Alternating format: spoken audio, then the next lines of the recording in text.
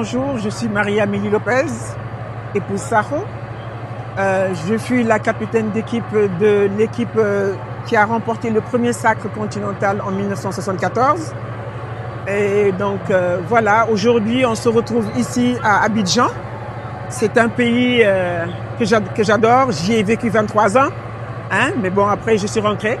Bref, tout ça pour dire que je ne suis pas en terrain inconnu et j'aurais voulu que nos filles qui sont arrivées avant-hier dans ce pays puissent suivre nos traces et vraiment nous ramener cette coupe, ce sacre derrière lequel on est en train de courir depuis 2015.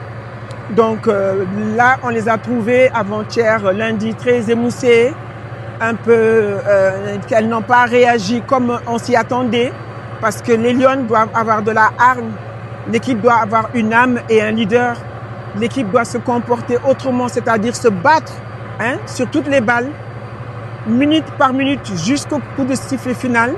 Et là, on n'a pas reconnu nos filles, on n'a pas reconnu nos enfants. Et là, vraiment, en tout cas, on est revenu encore à la charge. On est revenu pour les encourager. On est revenu pour les motiver, pour leur adresser cette passion qui nous animait à l'époque, pour qu'elles puissent vraiment s'en sortir et nous ramener ce sacre. Déjà une qualification pour les quarts de finale. Ça ne va pas être facile. Parce que si on se qualifie aujourd'hui pour les quarts de finale, ça sera contre la Côte d'Ivoire, le pays hôte. Ça ne va pas être facile. Si on élimine la Côte d'Ivoire, ça sera une demi-finale contre le Nigeria. En fait, on s'est alourdi la tâche. On aurait voulu que depuis lundi, elles soient qualifiées, bénéficier de 2 jours de repos et pouvoir poursuivre leur route calmement. Bon, là, maintenant, on se trouve devant un vrai problème qu'il va falloir surmonter, surmonter les obstacles et montrer toute la hargne, toute la passion qu'on connaît des Lions. Il faut qu'elles sortent leurs griffes. Il faut qu'elles soient punk, comme dit ma collègue Henriette Dior. Punk nag dafa laaj ci sport.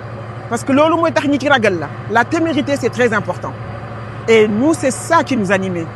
On avait des filles téméraires qui n'avaient peur devant rien du tout.